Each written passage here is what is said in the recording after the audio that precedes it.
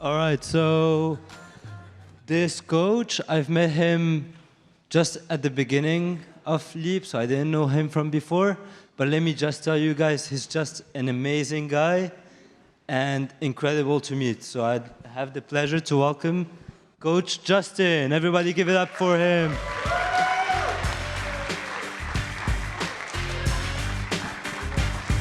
Thanks, guys. Oh. Good song. Good song. Sorry we didn't get a break. I promise this won't be too long. We're just going to talk about LinkedIn for a little bit. We're not talking about resumes. I'm sorry they confused that earlier. I'm happy to answer questions on resumes, or any of the coaches are. I know Dr. Bill talked about it earlier this week. So I'll talk about LinkedIn a little bit, and then we'll have some coach examples as well. So yeah, it will not be quite as long. So I promise you'll get a break soon. But LinkedIn is super important, super helpful. I think there's a few topics where this age group is 15 to 25. There are a few topics that apply at all times to everyone 15 to 25, even younger, even older. You're never too young to get on LinkedIn and make something, even if it's not too detailed, even if it's very rudimentary, very simple. You can get on very young. It's also never too old to make a LinkedIn. If you're like 25 and you're like, everybody's already got one already, why should I make one? Totally get on. It's really not that hard. It's very simple. We'll talk about it a little bit right now. So what is LinkedIn? LinkedIn is essentially a few things. Leap coaches like to call it your dating profile for recruiters or for jobs. A digital resume, Facebook for professionals, essentially just social media for jobs, for your life, for your career. And so the way it works is you make your own profile, which we'll talk about. You can network with other people, and you can do a bunch of fun things. So we'll talk about the ways to use it. Number one, networking. That's kind of twofold. You have your own profile. People can reach out to you. You can let people know who you are. There's also networking in that you can see who other people are. You can reach out to them. And that kind of ties into Copy Genius as well. You could look at other people's profiles that you really enjoy, that you really look up to. And you can reach out to them or kind of look at their profile and take that for what it is and kind of use that or see what they've been doing, try to do what they do. So that type of thing. And then for job hunting as well, there's also a lot of features on it where you can actually look for jobs, where you can get jobs. I know we have a couple coaches coming up who actually got a job kind of through LinkedIn. Myself, one of them, I would not have gotten my last job that I had last summer without LinkedIn. My current job, I think I used another platform, but LinkedIn I have used to actually get a job. So networking is the main thing. This is a slide that we'll come back to because I think it's super important. This essentially is what someone's profile looks like. This is a list. If you look up something like someone that works for MLB, there will be a bunch of people that come up, and they'll look kind of like this, and you can scroll through, see their job title, and whatever else they choose to put in their little title line, and their name and their picture. That's why headshots are super important, which we'll also talk about.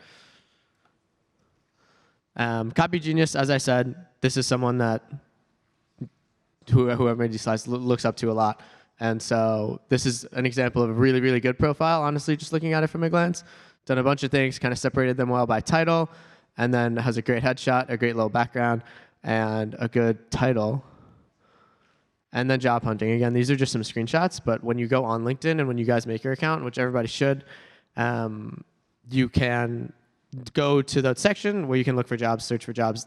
Actually, companies will go on LinkedIn and post job openings, and it's super easy to just send something in. As we've kind of been the whole theme this week at Leap, you can go the extra mile and reach out to someone via email or write something in person. Go the extra mile than just sending your resume on LinkedIn, but it is a great start. But okay, creating the perfect profile. Who here has a LinkedIn profile? Who doesn't have a LinkedIn profile? Awesome. Okay, that should change by the end of this week. Whether you're working at a bar or you're working for Goldman Sachs or you're working for Leap or you're working anywhere, it is something you should have to describe what you've done. It's never too late. Again, my dad is 50-something. He just made one, in the last 5 years. And it's been super helpful for my mom and my dad. And LinkedIn was not a thing when they were 22, and we're lucky that we can have that and we can do this. So let's talk about it. I'm going to try to make this as much as I can about you guys and less about me. Obviously, we'll have to look at my profile a little bit. But I really want this to be helpful for you guys. So if you have any questions, you have anything that you're like, maybe that doesn't apply to my profile, we'll do questions at the end, and we could totally do personalized stuff, and we'll talk about it more in small groups as well. But essentially, a profile consists of a bunch of stuff. I'll talk about mine. We'll have some other coaches talk about what they do. But you're going to have a photo, headshot, a little biography, a title line, student at wherever for most of you, or your job title at wherever, generally speaking. You could also add some more flair to it if you'd like. Some experience, education, mainly for you guys, again, education, wherever you've worked. I have a big volunteer section on there as well, which is great. You can put anything you've gotten, awards, publications if you're into academia and higher academics. You can put a lot of different things on there, test scores, languages. So whoever clicks on your profile, whether it's a recruiter or a friend of yours looking up to you to try to network with you, they can know a lot of things about you, which is what you should be doing with other people with informational interviewing, like Zara talked about. You should go look at someone's LinkedIn before you talk to them. So it's good to learn about people, but obviously you want people to learn about you as well. So that's me. This is kind of the general, what a profile looks like, really in depth. So that's a headshot. And then there's this second kind of headshot thing, not a headshot thing, second kind of picture. You can kind of just look up on the internet. I went to Vanderbilt, so that's like a picture of the campus. I literally looked up Vanderbilt LinkedIn background, and like 6 pictures showed up, and I chose the one that looked cool. You could put wherever you go to high school or college, or if you live in, let's say, DC, you could put a little picture of the Capitol, or I think a couple of the coaches that are coming up have their favorite color, just something to make it look classy, something to make it look cool. I wouldn't recommend, sometimes, it's not that deep, but sometimes people just have that like blank, which makes it look a little bit like you haven't worked on your LinkedIn profile a ton. So it is cool to have something there. As you'll see, 500 plus connections is a big thing. So we'll talk about that later. That's important. So this is the first thing people see when they come to your LinkedIn after the headshot and after the profile. It's a little bio you can write. This is the way you can personalize your stuff the most, because under jobs, under education, it's kind of all cookie cutter. You put your title in, you put where you went to school. The bio is literally where you write whatever you want. Honestly, Angelica's was better than mine, so we just are using hers. So you can read it a little bit. It's a couple different paragraphs, a couple fun emojis, contact information at the end. So that really is something that's important. Honestly, nowadays, you can have ChatGPT help you write something like this. And so that's a place where that can come in really helpful. And again, super brief, and obviously don't just copy and paste ChatGPT, but that is something where this can help. This is my work experience. You can choose to have whether or not you want to go into that much details. I copied and pasted those bullet points from my resume, which is also something everyone should have at a certain point. So you can put those, you don't have to, you can put more abbreviated, less detailed versions of that. As you can see, I was a waiter for a while, so that's up there. And they do this thing if you've had multiple different positions at the same company, which I think is a great thing to have. It kind of shows dedication to one cause, a sense of leadership, being able to get promoted, a sense to build relationships. The best indicator of future success if you're applying to jobs is past success. So even if it's at a restaurant and you've had 2 different positions and you've been promoted, that's something that's cool. That's cool, a cool thing that LinkedIn does. And so I put a little bit in about there, but again, the jobs I'm trying to get in the future are going to relate more to my other 2 internships that I've done. And so that's where I decided to go more in depth and put some bullet points and whatnot. The one bullet point under where I'm a server, kind of just saying, hey, this is an indicator of my success, whatever it is I do. I can be successful in it, and I can be a chameleon and adapt to your company if you want me to serve in a different role. I've done 3 cool different roles here, and also like some more before those. But that is the most important part of your profile: the experience and then the education. Those 2. This is education, and so again, you can choose to go as in depth as you want. This is what mine looks like in high school and in college. Again, you don't have to do that much stuff. If you do that much stuff, you don't have to put all that much stuff. I just thought, and again, I was updating it so I could do it a little bit and show you guys everything you could possibly put here. So I think that's really important. Again, the cool little logos show up for high school and college. That's because Regis and Vanderbilt all have a LinkedIn profile. Like a lot of these companies, schools, the Mets, whatever you want, has a LinkedIn profile, and you can actually follow them, put your interest in there, and people can see that when they look at your profile. So that's why the logos are already there. And again, you put whatever you want, however detailed you want, whatever you want people to see. Some people put their GPA too. I didn't put that. But those are all the clubs I was in, all the honors and awards that I won, and where I stayed abroad, because I think that's cool for employers to know. And then there's a bunch of other features you can do, which we'll talk a little bit more about when we do coach examples. But These are things that, again, Angelica did a little better than me, so I used hers. You can post on LinkedIn. I'm thrilled to finally share that I'll be joining blah, blah, blah, blah, blah at my internship, blah, blah, blah, blah. So posting is something that's really, really cool. Angelica got 2,000 impressions. That's awesome. She that became a post that was seen a lot, and people see it and say, oh, Angelica's doing this. I'm an employer. Maybe I want someone who's doing that. Maybe in a year, I'll reach back out to her, see if she's still doing that. So posting is something that's really good. Sophia and Money will talk about that. And then there's this thing called skills, which leadership, film production, digital marketing, you can put literally anything in there, calculus, JavaScript, whatever it might be, and somebody can go and endorse that for you, or you can just put it there. So letting employers know you have skills. So you can, as you guys can tell, the theme is you can really, really go as in-depth as you possibly want on here. Again, there's maybe 15 different sections you can do on LinkedIn. I have maybe 10 of them going, and these are some that I don't quite have as well. And Angelica might have a different couple sections where she's more detailed. Again, like I did research in my senior year of college, so I have a paper on there in the publication section. And so, but I don't have skills or any kind of portfolio or anything like that. So everyone's going to be a little bit different. But again, so this is a little bit what I have. Honors and awards you can put there, list awards, volunteering. I have a pretty extensive volunteer section where Leap is on there, woohoo. And then also like the projects, if you're into academics, higher academia, if you do a senior thesis at your school or in high school, if you did a thesis at the end of that, or you did a big competition or anything. So that's kind of something I plan to grow on. I hopefully will go to grad school and add to that section. And here are some other helpful tips. We'll come back to this networking slide that we looked at earlier. The biggest thing I got out of LinkedIn, and then I'll let the other coaches go and say their fun stories about what they've done, just so we can show you. I think it was more than half of the room doesn't have one. Show you the power of this tool. I will often come to a screen like this, where there's a bunch of connections or a bunch of people there, where you can search by name and search in there, and you can search with filters. So what I do is I search with filters, and I'll look up people that went to my high school, people that went to my college, people from my hometown, whatever connection I can find, or people that worked at Leap. I've done Leap before. People that have passed the same past jobs as me and who work at this company. Maybe they went to my high school and they work at this company that I want to work for. Search with filters. Boom. Then you have a whole list of people who have done that and what their names are. There are multiple ways to reach out to them. The way that a lot of people do it is LinkedIn messaging. You can literally press message. It's the most obvious button there. It's very easy. It's usually you get a slightly less response rate than you would if you emailed or texted them, but that's much harder. You don't usually have their contact information. LinkedIn messaging is a great tool. And then again, when somebody messages me, you click on their profile and see who they are. So that's why it's important for your profile to be cool. If you message someone and they click on you, you want to be impressive on your profile. The other way you can do it is I kind of know. Let's say someone works at Deloitte and the Deloitte email format. I know one friend at Deloitte and her email is jsmith@deloitte.com. I kind of know that's the format. So I can take their name and go kharo@deloitte.com if I know that they work there and try to send an email and try to guess their email. That is a cool tactic that I've used. That often leads to a higher response rate. It could also lead to them saying, I don't know how they get my email. I'm not going to respond to them. But I generally find that it has a higher response rate. My biggest tip that I've gotten is I usually reach out not on Mondays because it gets lost in kind of the weekend mail. I usually reach out on Tuesdays, Wednesdays.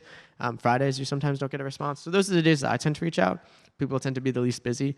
But again, the internship I had last summer, I got literally through doing that. I knew kind of the email format. I emailed 4 or 5 people. I got 2 responses. I got on the phone with them, and they gave me the phone number to another person, and then it snowballed from there. And so reaching out, again, I know Sophie's slide talks a little bit about this. Again, importance of 500 plus connections. I touched on that earlier. Once you have 500 connections, the number doesn't matter anymore. It literally says 500 plus connections. So when you get there, think of a bunch of people you know, high school, college, tap, tap, tap, tap, tap. Once you get to 500, again, it's not that crazy deep if you have 150, nobody's gonna not hire you. But it is cool to click on your profile for an employer and they're like, okay, this person has a lot of connections. They know people, and also it's beneficial for you every connection you make. LinkedIn does this weird thing where if you are connected with someone mutually, you can definitely see their profile. if you're like 2 connections away from someone, sometimes you can't see their profile. And if you're so many connections away, you click on the profile and it won't even let you see it. So the more connections you have, the more people you can see, whether that's employers, people you want to work with, idols, whatever it is. So that is why getting 500 plus connections could be cool and kind of important. Stay active, update it. I literally updated mine yesterday, alumnus of Vanderbilt University. I should have done that when I graduated.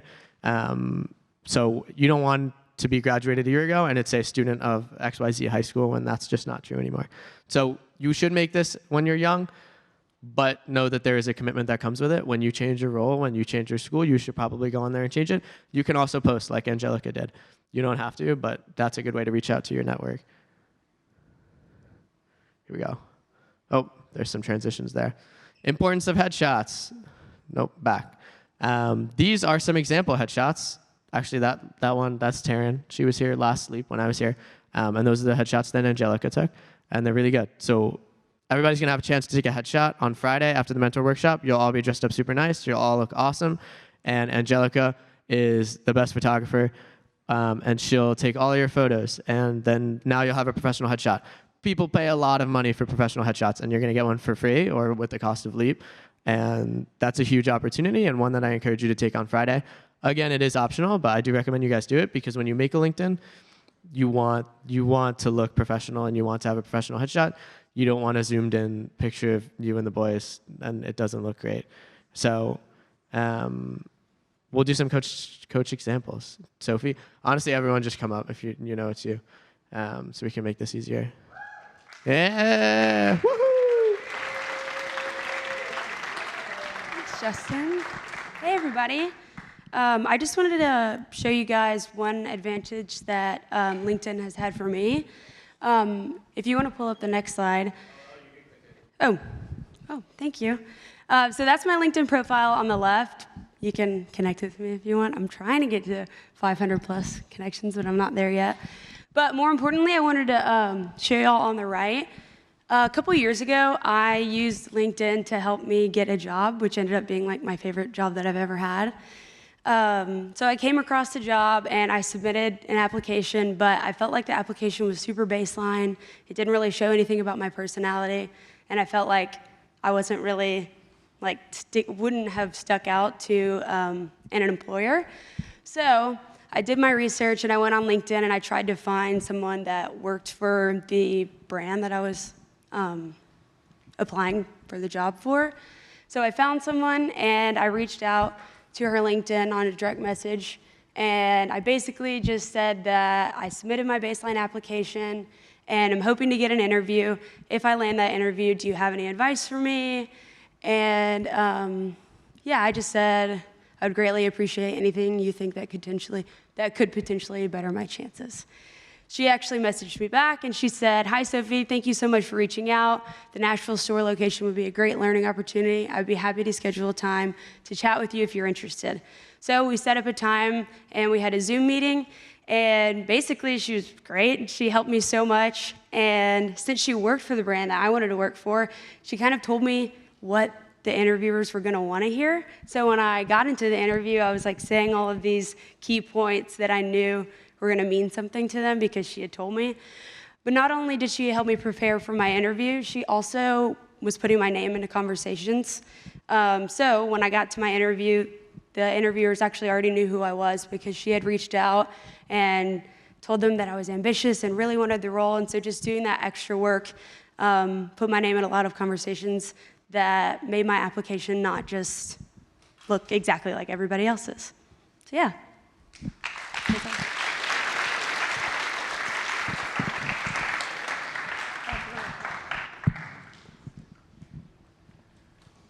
How we doing, guys? So this is my LinkedIn account.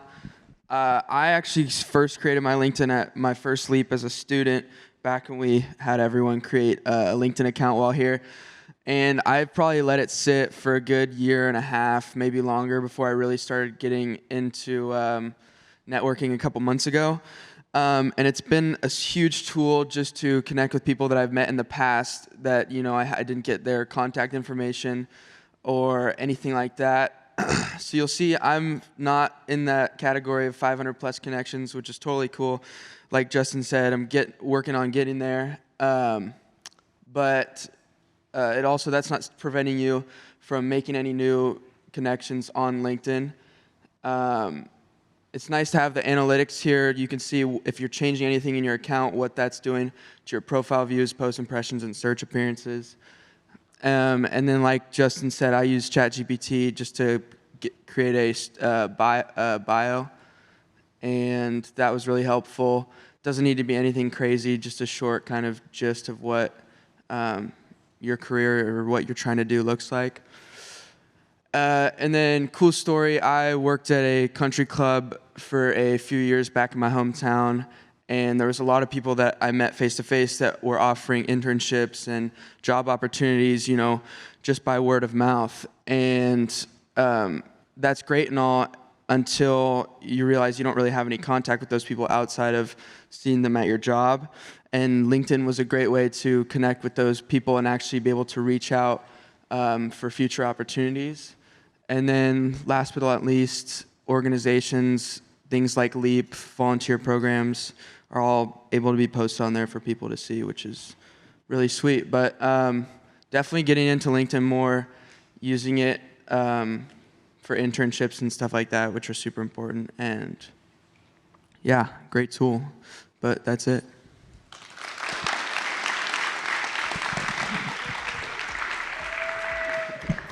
Hi guys. So today I just wanted to share how making a good LinkedIn post can be really impactful. So recently I just wrapped up my internship at Select Model Management in Chicago. It was an amazing experience that I was really grateful for. So I wanted my LinkedIn post to really reflect that.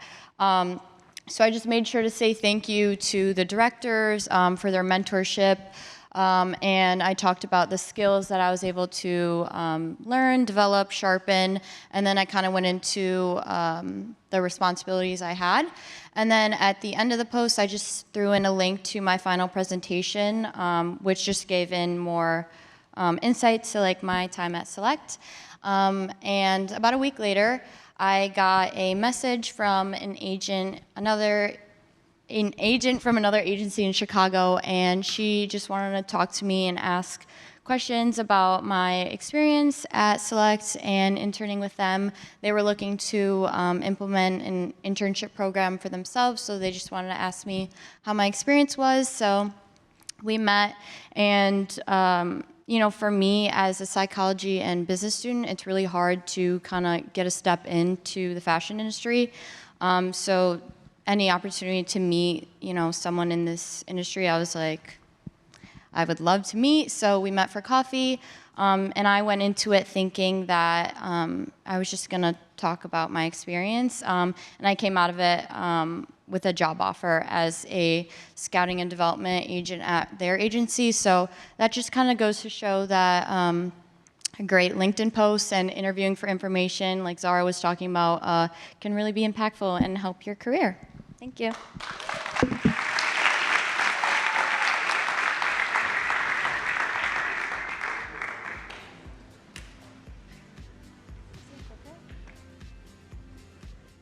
Did someone take the clicker?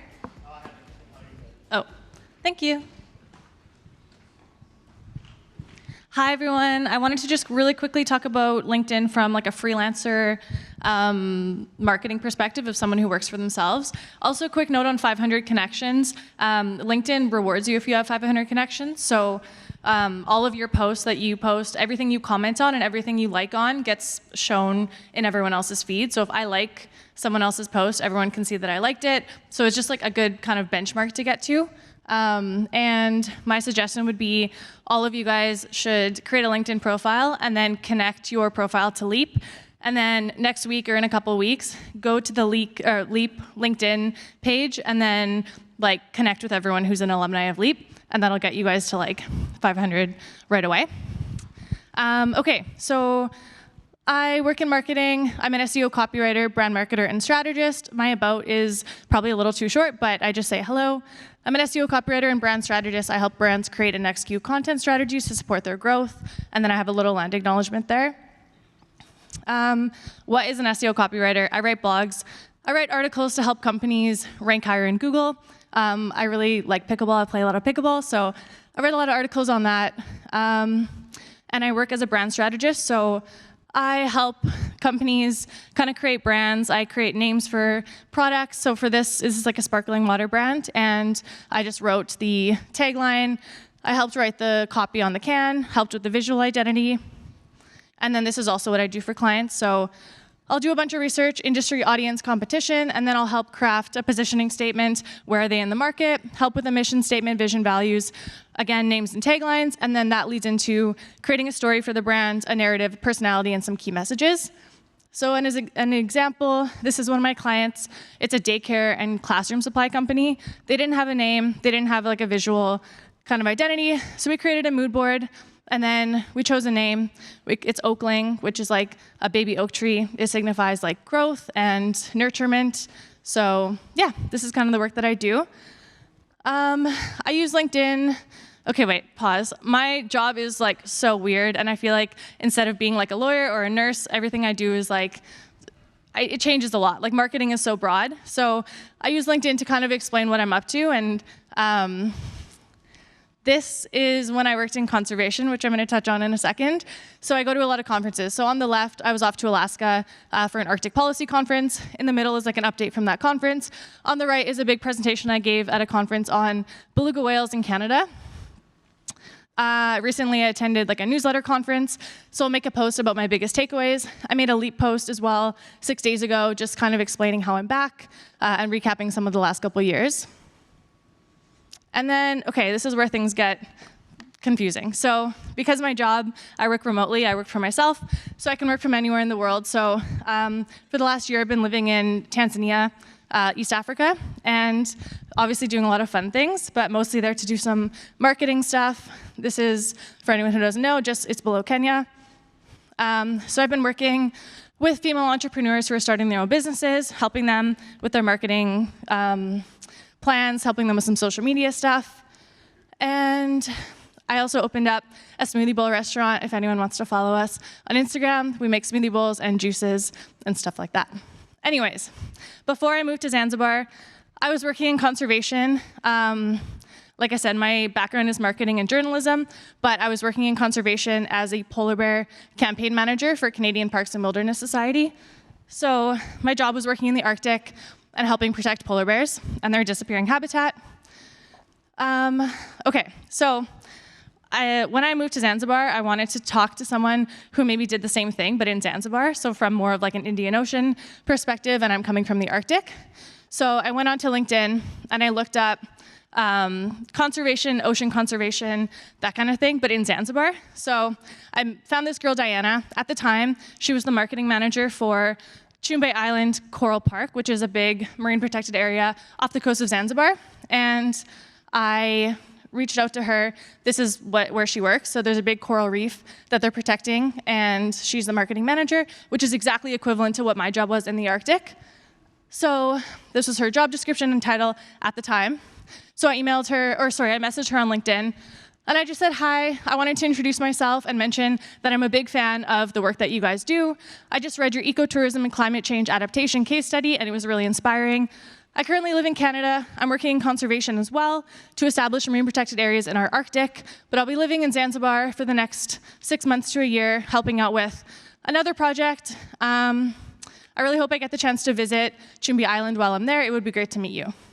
And she responded, she said, wow, thanks, great to meet you. I'm excited to hear about the work that you do. Please feel free to reach out to me once you arrive, and we can arrange a visit, and we can meet for coffee to exchange. So we met for coffee in Zanzibar and had a good chat. It was just like an interview for information. I didn't really ask for anything. I just wanted to hear about her work. And then afterwards, she said, hey, great to meet you. I'm sending you some links, and that was it. And then this was on November 7th. And then on November 15th, she messaged me again. She's like, hey, I hope you're well. I was just approached today about a possible job, like a short-term consultancy, combining tourism and conservation. As you know, I'm quite limited. She was pregnant at the time. And also because of some other commitments, I was wondering if you would be able and willing to support me on this project over the coming 2 months. If you're interested, let me know and I'll send you more information. So this was like super unexpected, but also a dream of mine to like work in conservation from the Arctic now to the Indian Ocean. So doing some more, ocean conservation in a totally different part of the world. So I ended up working with her for a few months and getting to host some workshops. Yeah, I don't know. It just worked out really well for me. And just because I researched her and reached out. I think that's everything. Thank you.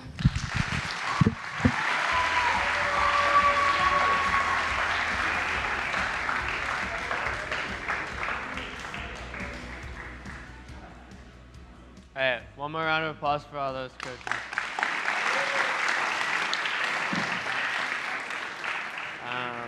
All right, anybody have any questions? Or for those coaches? Totally okay if not, we'll talk about it in small groups. Oh, sorry. Totally okay if not, we'll talk about it in small groups. But awesome, okay. I think I talked fast enough for us to get out with a little bit of a break before small groups, but we're going to listen to, a little bit of a break before small groups. Straight into small groups. Meet your coaches. And thank you. Woohoo.